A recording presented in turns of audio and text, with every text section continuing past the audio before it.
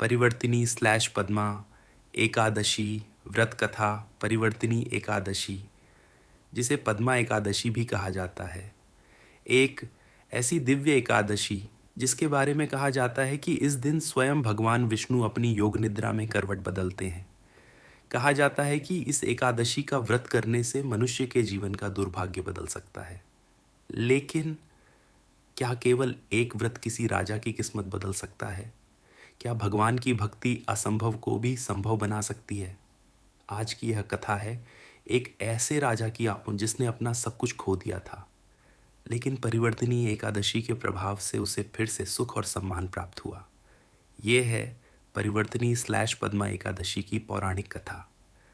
अगर आप पहली बार हमारे चैनल पर आए हैं तो अभी चैनल को सब्सक्राइब करें और बेल आइकॉन दबाएं ताकि ऐसी दिव्य और पौराणिक कथाएं आप तक सबसे पहले पहुंचती रहें।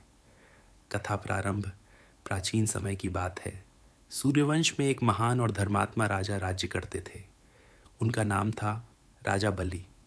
राजा बलि अत्यंत दानी, वीर और प्रजावत्सल थे। उनकी प्रसिद्धि तीनों लोकों में फैल चुकी थी। वे प्रतिदिन यज्ञ करते, गरीबों को दान देते और अपनी प्रजा की सेवा करते थे। धीरे धीरे उनका साम्राज्य इतना विशाल हो गया कि देवता भी चिंतित होने लगे। देवराज इंद्र ने भगवान विष्णु से प्रार्थना की, प्रभु, राजा बलि अत्यंत शक्तिशाली हो चुके हैं। यदि ऐसा ही चलता रहा तो स्वर्गलोक भी उनके अधीन हो जाएगा। भगवान विष्णु मुस्कुराए। वे जानते थे कि राजा बलि दानवीर तो हैं, लेकिन उनके भीतर अहंकार भी धीरे धीरे बढ़ रहा है। तब भगवान विष्णु ने वामन अवतार लेने का निश्चय किया। कुछ समय बाद राजा बलि ने एक विशाल यज्ञ का आयोजन किया। दूर दूर से ऋषि मुनि और ब्राह्मण वहां आए। उसी समय एक छोटे बाल ब्राह्मण के रूप में भगवान वामन वहां पहुंचे। उनका तेज अद्भुत था। राजा बलि ने उनका आदरपूर्वक स्वागत किया और कहा, ब्राह्मण देव, मांगिए, आपको क्या चाहिए?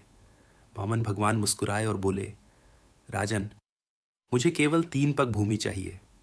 राजा बलि हंस पड़े। उन्होंने कहा, मैं पूरे राज्य का दान कर सकता हूं और आप केवल 3 पग भूमि मांग रहे हैं। वामन बोले, मनुष्य को उतना ही लेना चाहिए जितनी उसे आवश्यकता हो। राजा बलि ने तुरंत दान देने का वचन दे दिया। लेकिन तभी उनके गुरु शुक्राचार्य ने चेतावनी दी, राजन, यह कोई साधारण बालक नहीं है, ये स्वयं भगवान विष्णु हैं। लेकिन राजा बलि अपना वचन वापस नहीं लेना चाहते थे। उन्होंने कहा, यदि स्वयं भगवान भी याचक बनकर आए हैं तो यह मेरा सौभाग्य है।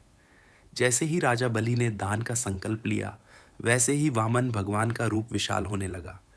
उन्होंने पहले पग में पूरी पृथ्वी नाप ली, दूसरे पग में पूरा स्वर्गलोक। अब तीसरे पग के लिए कोई स्थान नहीं बचा। तब भगवान ने पूछा, राजा बलि, अब तीसरा पग कहाँ रखूं? राजा बलि मुस्कुराए और विनम्रता से बोले, प्रभु, तीसरा पग मेरे सिर पर रख दीजिए। भगवान विष्णु अत्यंत प्रसन्न हुए। उन्होंने तीसरा पग राजा बलि के सिर पर रखा और उन्हें पाताल लोक भेज दिया। लेकिन भगवान बलि की भक्ति और दानशीलता से इतने प्रसन्न हुए कि स्वयं उनके द्वारपाल बनकर रहने लगे। उधर माता लक्ष्मी भगवान विष्णु के बिना चिंतित रहने लगीं। देवताओं ने भी भगवान से वापस वैकुंठ लौटने की प्रार्थना की। तब भाद्रपद शुक्ल पक्ष की परिवर्तिनी एकादशी का पावन दिन आया। कहा जाता है कि इसी दिन भगवान विष्णु योग निद्रा में करवट बदलते हैं। माता लक्ष्मी ने इस दिन व्रत और पूजा की।